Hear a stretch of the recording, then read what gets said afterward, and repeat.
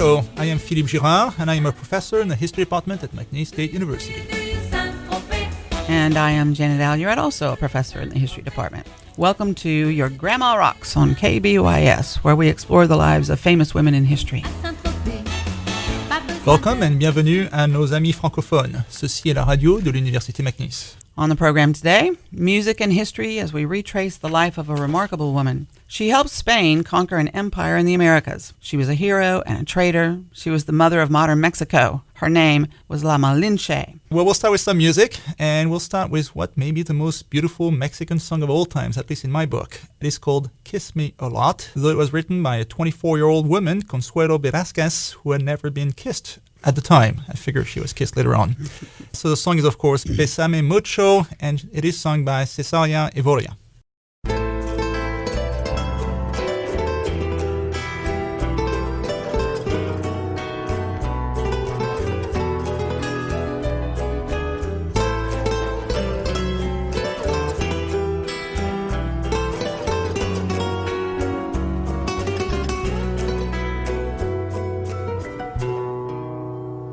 Bésame, bésame mucho, como si fuera esta noche la última vez.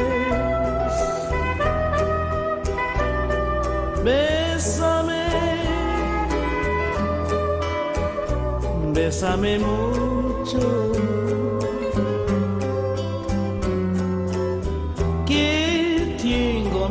Tenerte y perderte después. Bésame, bésame mucho, como si fuera esta noche la última vez.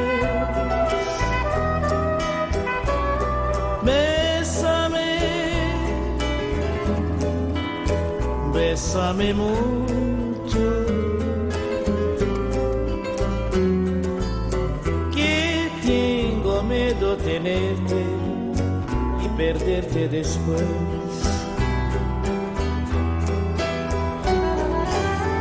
Quiero tenerte muy cerca, mirarme en tus ojos, verte junto a mí. Que tal vez mañana ya estaré muy lejos de ti. Bésame, bésame mucho, como si fuera esta noche la última vez. Bésame, bésame mucho, que tengo miedo tenerte y perderte después.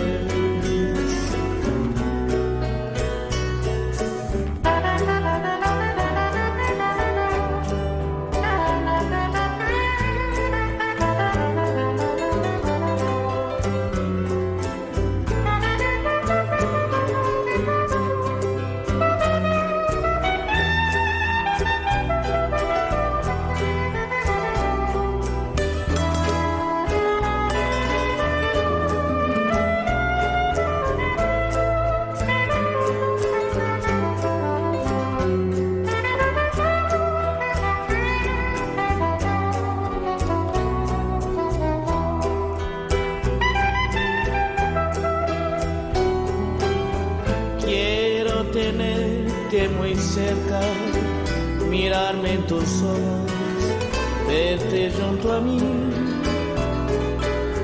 Piensa que tal vez mañana ya estaré muy lejos de ti.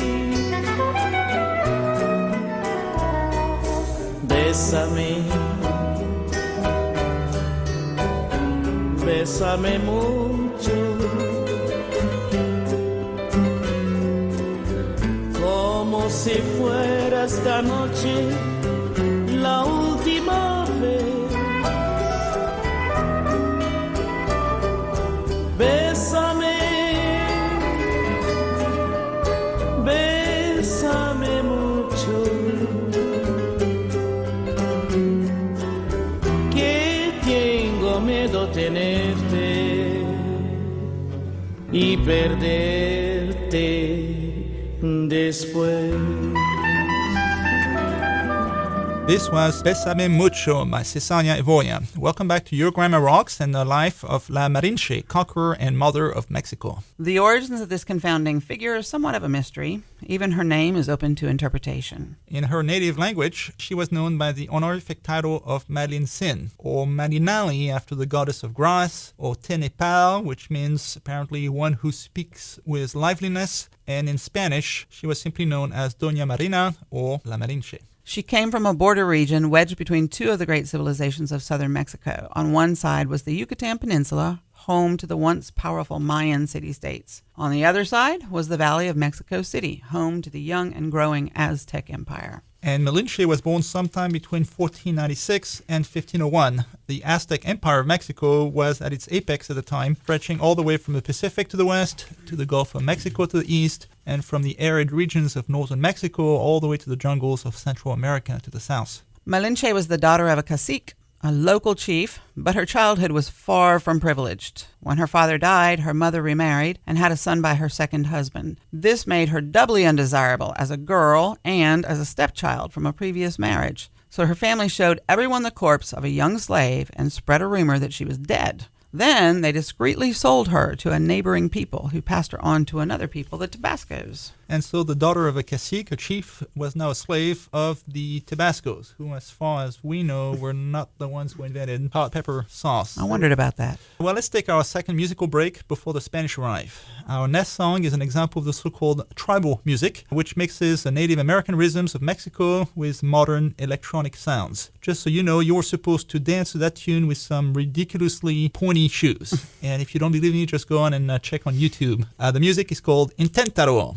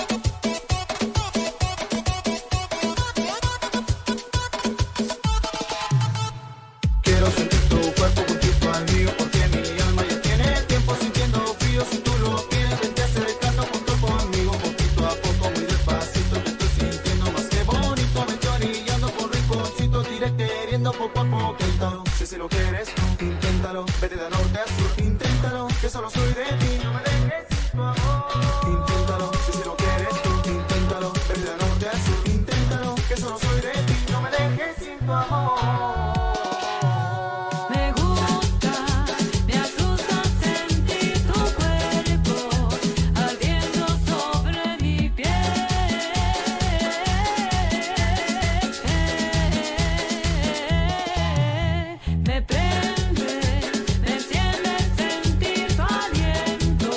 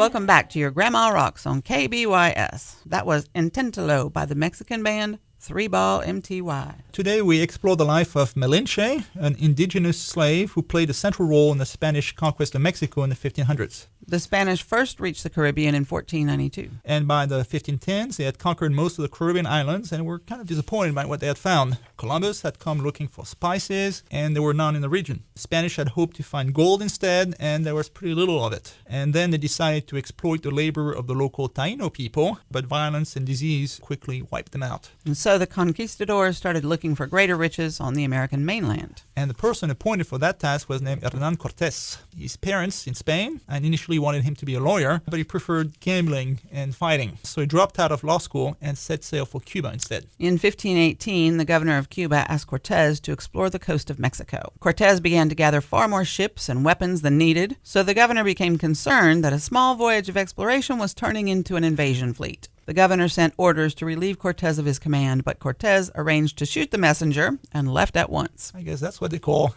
don't shoot the messenger, huh? Following the coast of Yucatan, Cortés made his way to what is today Veracruz in Mexico. And that is then that he and La Malinche first met. So how did they meet? Well, it wasn't exactly online dating. A local noble in Tabasco gave Malinche as a gift to a Spanish member of the expedition. And that man left for Spain, and so Malinche entered the personal service of Hernán Cortés. In effect, Malinche began as a slave gift to Cortés, but she quickly became his most important advisor. She could speak a language of the Mayas, Chontal, and the language of the Aztecs, Nahuatl. Then she learned Spanish as well, so she served as translator when Cortés tried to enlist local Indian allies. And surprisingly, there were quite a few Indians willing to collaborate with Cortés because the Aztecs had made many enemies when conquering their empire recently. The Aztecs were warlike and often cruel. They're mostly known today because they were taking dozens of thousands of young men captives and then bringing them to the capital to sacrifice them to their gods at the top of their pyramid. The Aztecs also expected their vassals to offer young men as tribute every year, and they sacrificed those men too. Awful lot of bloodshed going on. Malinche explained this and many other things to Cortés, and together they developed a plan of conquest. Cortés is often described today as a conqueror of Mexico, but in many ways he and La Malinche were co-conquerors. They always appear side by side in contemporary Indian drawings, as if they exercised a joint command. And the people of Tlaxcala even refer to Cortés by her name, Marintzin, because she was the one who always spoke for the two of them. That conquest was not preordained. Cortés only had 500 Spanish soldiers to conquer an empire of 5 million, so his men wanted to turn around and sail back to Cuba. But Cortés was convinced that he could succeed with the intelligence provided by Malinche, so he burned all his ships to prevent his men from fleeing.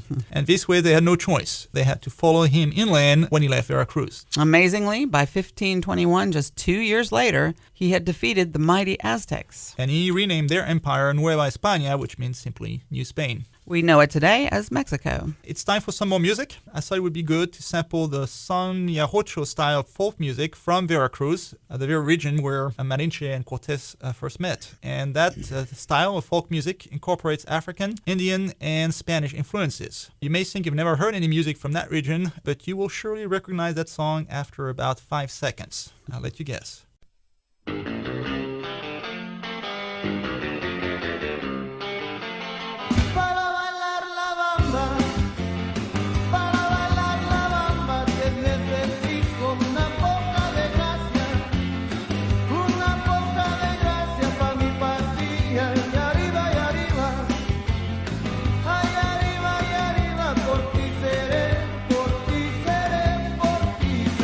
Yo no soy marinero,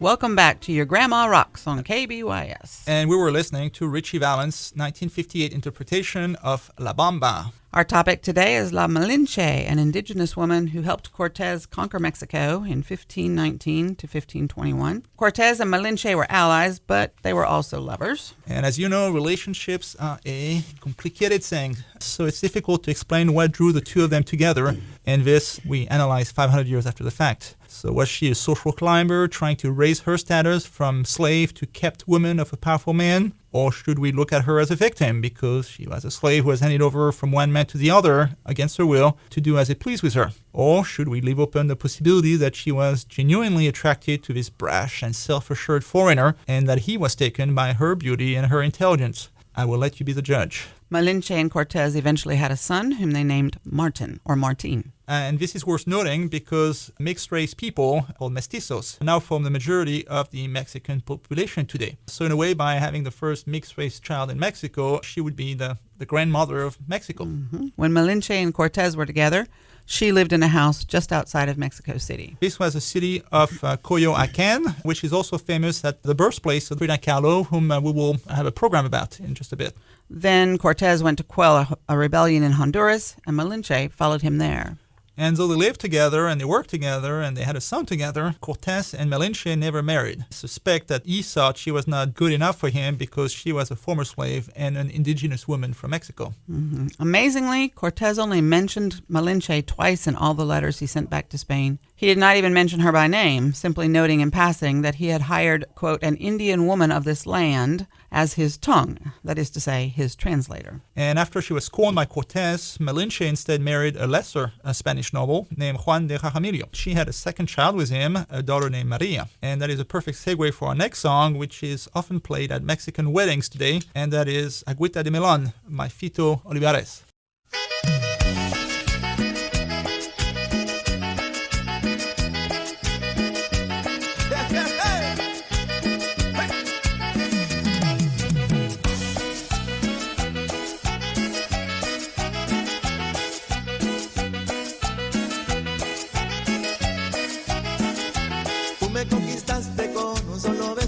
Tú me conquistaste con un solo beso.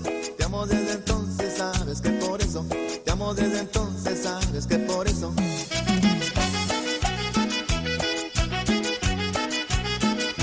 Te encontré una tarde al salir de misa.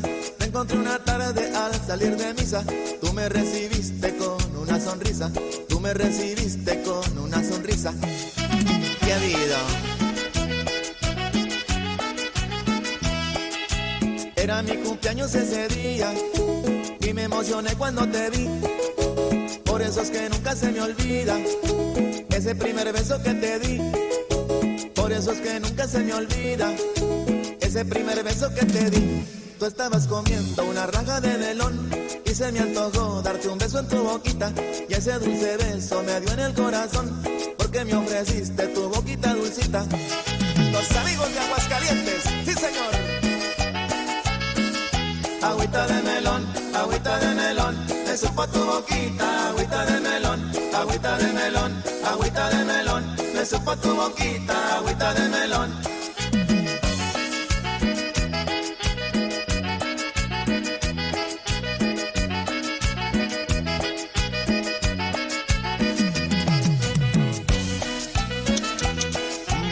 Saborcito.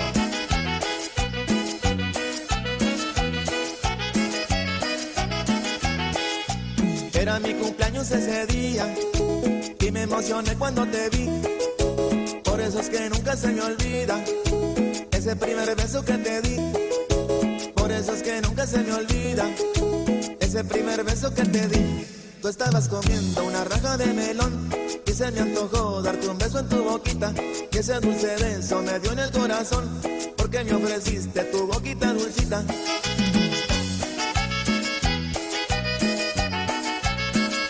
Agüita de melón, me supo tu boquita. Agüita de melón, agüita de melón, agüita de melón, me supo tu boquita. Agüita de melón, agüita de melón, agüita de melón, me supo tu boquita. Agüita de melón, agüita de melón, agüita de melón, me supo tu boquita. Agüita de melón, agüita de melón, agüita de melón, por tu boquita, agüita de melón, agüita de melón.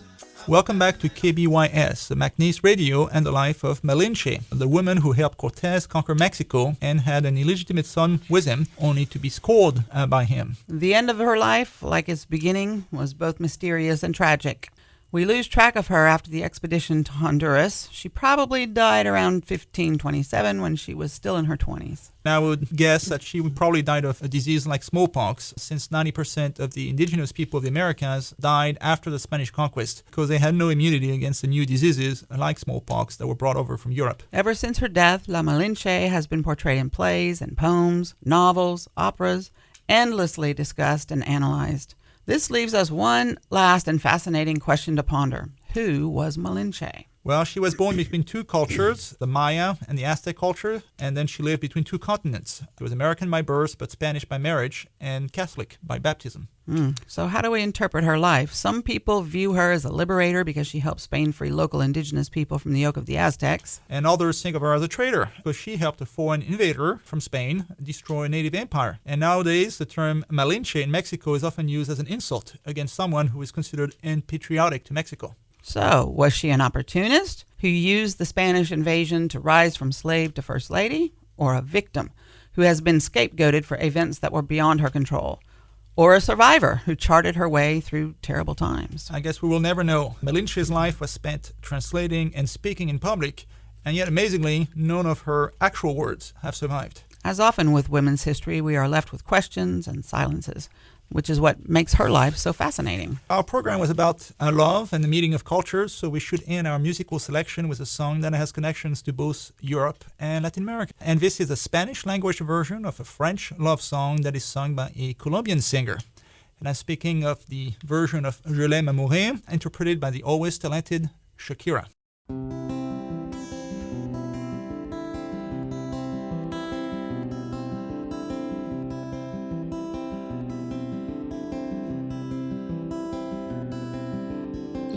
Ayer solo fui un holgazán. Yo soy el guardián de sus sueños de amor. La quiero morir. Pueden destrozar todo aquello que ven, porque ella en un soplo lo vuelve a crear. Como si nada, como si nada. La quiero morir. Ella para las horas de cada reloj y me ayuda a pintar transparente el dolor con su sonrisa. Y levanta una torre desde el cielo hasta aquí, me cose unas alas y me ayuda a subir a toda prisa, a toda prisa. La quiero a morir. Conoce bien cada guerra, cada herida, cada ser. Conoce bien cada guerra de la vida y del amor también.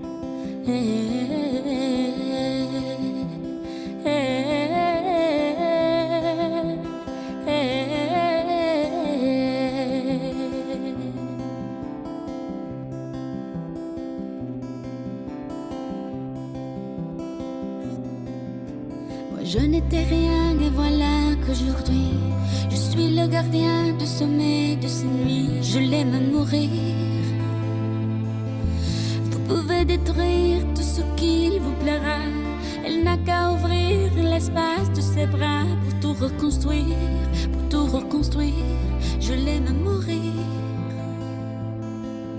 Elle a gommé les chiffres des horloges du quartier. Elle a fait de ma vie des cocottes en papier, des éclats de rire. Elle a bâti des ponts entre nous et le ciel, et nous les traversons à chaque fois qu'elle ne veut pas dormir, ne veut pas dormir. Je l'aime mourir.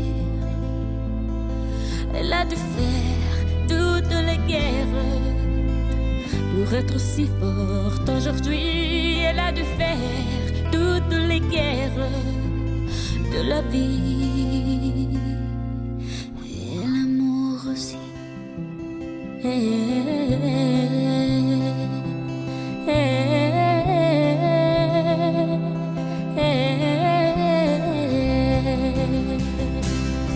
Elle a dû faire toutes les guerres Pour être si forte aujourd'hui, elle a dû faire toutes les guerres de la vie.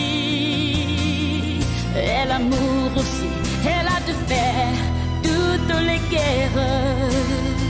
Pour être si forte aujourd'hui, elle a dû faire toutes les guerres de la vie. Et l'amour aussi.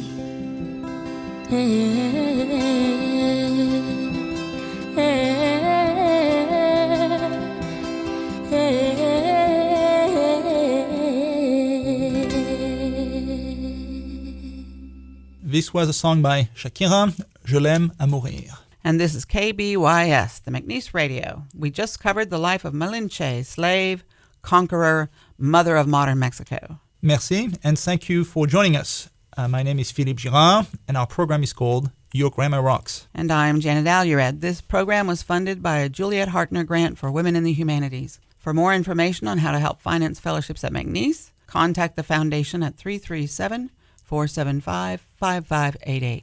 And if you want to apply for a degree at McNeese, preferably in history, contact the admissions office 337-475-5504. Goodbye. Au revoir.